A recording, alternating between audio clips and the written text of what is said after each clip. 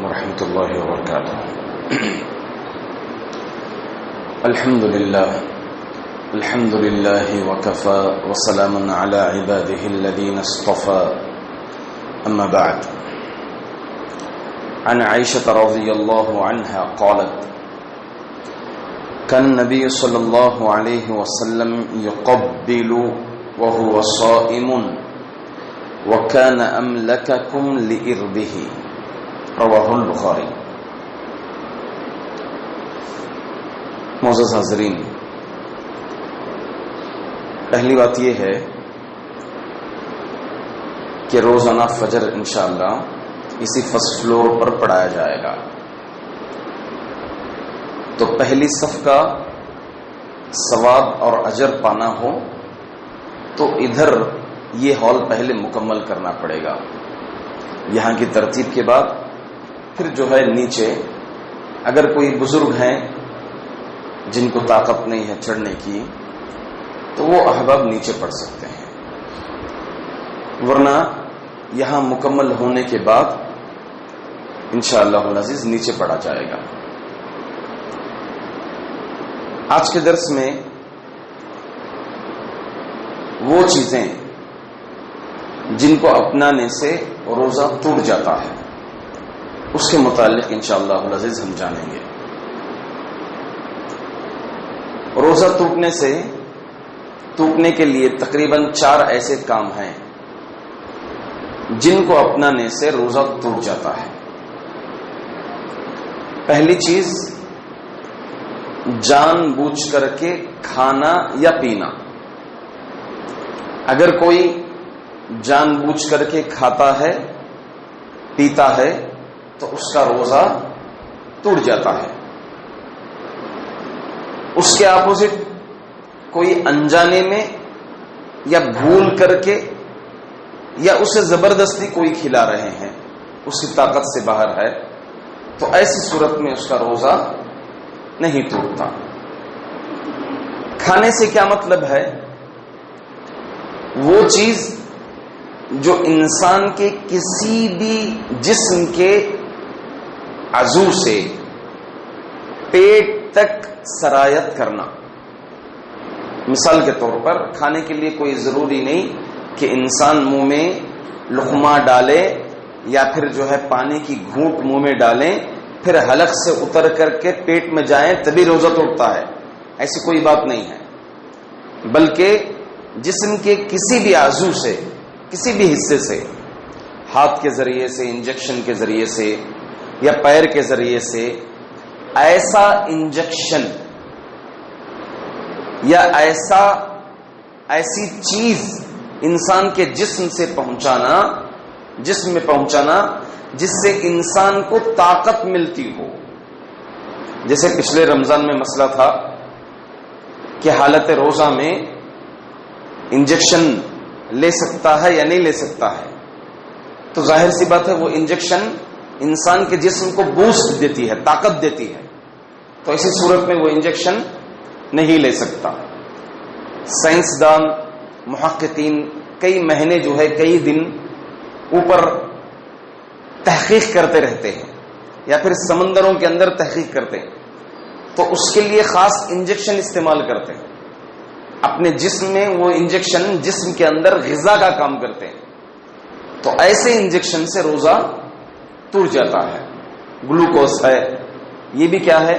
انسان کے جسم کو طاقت دیتی ہے، تو اس سے بھی روزہ ٹوٹ جاتا ہے۔ البتہ وہ انجیکشن جو انسان کے جلد پر یا انسان کی رگوں تک کام کریں تو ان انجیکشنوں سے روزہ نہیں ٹوٹتا۔ اسی طرح سے روزے کی حالت میں مسواک کرنا، چاہے وہ کچا مسواک ہو یا سوکھا مسواک ہو، اس سے بھی روزہ نہیں ٹوٹتا، بلکہ مسواک کرنے کا زائد ثواب ملے گا اس کو۔ اسی طرح سے اگر کوئی پیسٹ کرتا ہے تو کیا پیسٹ حالت روزہ میں کرنا جائز ہے؟ برش اور پیسٹ یا پھر انگلی کے ذریعے ہی پیسٹ، تو ایسا پیسٹ جو جس کی لذت جس کا ٹیسٹ انسان کے پیٹ میں جائے تو ایسا پیسٹ وہ ہرگز بہرگز نہ کریں، بلکہ احتیاط یہ ہے کہ کسی بھی قسم کا پیسٹ حالت روزہ میں نہ کریں، یہ زیادہ بہتر ہے۔ تو پہلی چیز ہو گئی روزہ توڑنے کے لیے جان بوجھ کر کے کھانا پینا، جان بوجھ کر کے ایسا انجیکشن لگانا جس سے انسان کے جسم کو طاقت ملے۔ دوسری چیز جان بوجھ کر کے جماع کرنا، یعنی ہم بستری کرنا۔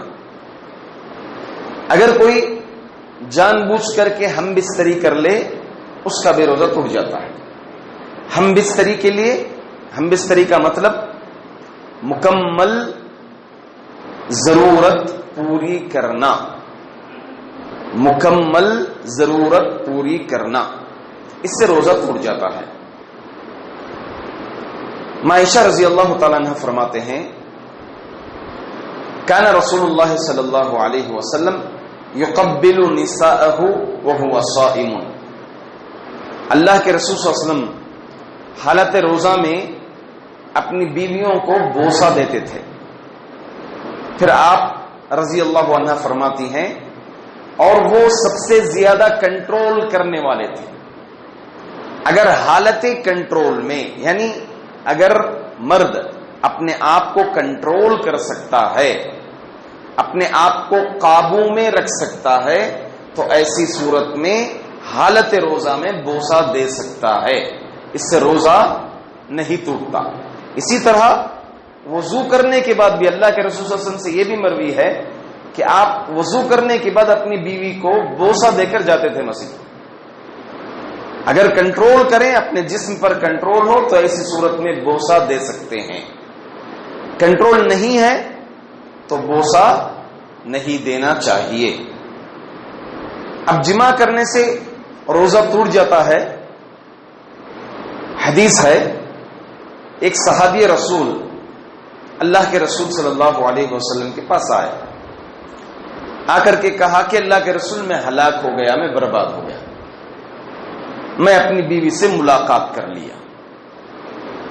تو اللہ کے رسول صلی اللہ علیہ وسلم نے کہا، ظاہر سی بات ہے یہاں پر پہلی چیز روزہ ٹوٹ گیا، روزہ ٹوٹ گیا، اور نمبر 2 جماع اگر کوئی کر لیں تو اس کا کفارہ بھی ادا کرنا ہے۔ اگر کوئی جماع کر لے حالت روزہ، اس کو کفارہ بھی ادا کرنا ہے۔ کیوں اس میں اتنی سختی؟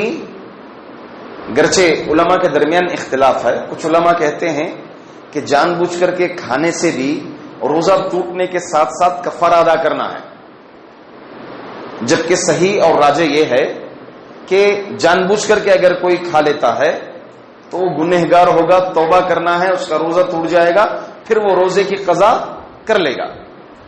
جماع کرنے سے ایک تو روزہ ٹوٹ جاتا ہے، اس کو بعد میں قضا کرنا ہے، توبہ تو کرنا ہے، ساتھ میں یہ کفارہ بھی ادا کرنا پڑے گا۔ کفارہ کیا ہے؟ کفارہ 3 آپشن ہے، جس میں سے پہلا آپشن ہمارے لیے نہیں ہے ابھی۔ وہ کیا ہے؟ غلام آزاد کرنا۔ اب یہ غلامی کا سسٹم ہی ختم ہو گیا۔ نمبر 2 مہینے مسلسل روزہ رکھنا۔ اگر کوئی رمضان میں فرض روزوں کے درمیان ماہ رمضان میں جماع کر لیں، ایک تو روزہ ٹوٹ گیا، اور دوسرا جو ہے اس کا کفارہ کیا ہے؟ 2 مہینے یعنی 60 روزے مسلسل یہ روزے رکھے گا، اس کا کفارہ ہے۔ یا پھر دوسرا آپشن ہے اس کے لیے 60 مسکینوں کو کھانا کھلائے۔ اب پہلا آپشن تو ختم، بچے 2 آپشن، یا تو 2 مہینے روزے رکھیں یا پھر 60 مسکینوں کو کھانا کھلائیں۔ ایک صحابی رسول اللہ کے رسول صلی اللہ علیہ وسلم کے پاس آئے، آ کر کے کہا کہ اللہ کے رسول میں ہلاک ہو گیا، میں ملاقات کر لیا اپنی بیوی سے۔ تو اللہ کے رسول صلی اللہ علیہ وسلم نے کہا بھائی چلے غلام آزاد کر، کہا میری طاقت ہی نہیں ہے۔ دوسرا اللہ کے رسول صلی اللہ علیہ وسلم نے آپشن دیا، اچھا ایسی بات ہے چل اب 2 مہینے کے روزے رکھ، کہا طاقت رکھتا ہی نہیں ہوں 2 مہینے روزے۔ کہا کم از کم یہ کر کہ 60 مسکینوں کو کھانا کھلا دے. کہا مال ہی نہیں ہے میرے پاس، غریب آدمی ہوں. عجیب معاملہ ہے. پھر اللہ کے رسول صلی اللہ علیہ وسلم کے پاس ایک ٹوکری کھجور آئی. آنے کے بعد اللہ کے رسول صلی اللہ علیہ وسلم نے کہا خیر بیت المال آیا ہے یہ، اب اسے لے جا کر کے جو غریب ہیں اس مدینے میں، اس وادی میں، وہاں پر تقسیم کر دے. کہا اللہ کے رسول صلی اللہ علیہ وسلم اس کونے سے لے کر کے اس کونے تک مجھ سے زیادہ غریب ہے ہی نہیں کوئی. اللہ کے رسول صلی اللہ علیہ وسلم نے کہا جا اپنی بیوی بچوں کو کھلا دے، اپنی بیوی بچوں کو کھلا دے. تو یہ جو 60 مسکینوں کا کھانا کھلانا ہے، غذا دینا ہے، یہ اللہ کے رسول صلی اللہ علیہ وسلم نے بیت المال سے یا اپنی جانب سے اس آدمی کو دیے. وہ صحابی چونکہ حالت کے اعتبار سے غریب تھے.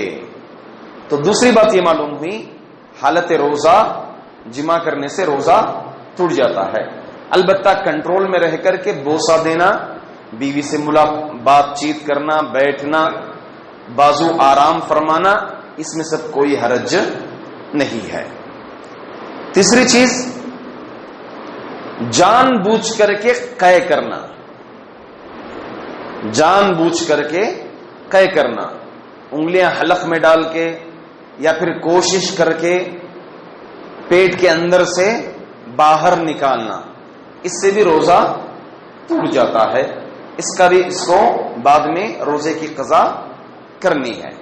اگر انجانے میں قے ہو جائے، اس کی طاقت سے باہر خود قے ہو گیا، مسئلہ تھا، کوئی چیز دیکھ لیا، کوئی گھن گھناہٹ سے آ گئی، یا کچھ طبیعت میں اثر تھا جس کی وجہ سے انجانے میں قے کر لیا، چاہے وہ زیادہ کرے چاہے وہ کم کرے، اس سے روزہ نہیں ٹوٹتا. اسی طرح جسم کے کسی بھی عضو سے خون آ جائے تو اس سے بھی روزہ نہیں ٹوٹتا. اس کی دلیل کیا ہے؟ بدر ہوئی، جنگ بدر ماہ رمضان میں ہو. آپ دیکھیں حالت روزہ صحابہ کرام نے جنگ کی تھی، اور جنگ کے بعد جنگ میں ایسے ہوا کئی صحابہ زخمی ہو گئے، ان کی مرہم پٹی کی گئی. صحابیات عائشہ رضی اللہ تعالیٰ عنہ اور ام سلیم رضی اللہ عنہ مرہم پٹی کرتے تھی. تو اس سے معلوم ہوا کہ حالت روزہ خون آ جائے، حالت روزہ زخم لگ جائیں تو اس سے روزہ نہیں ٹوٹتا.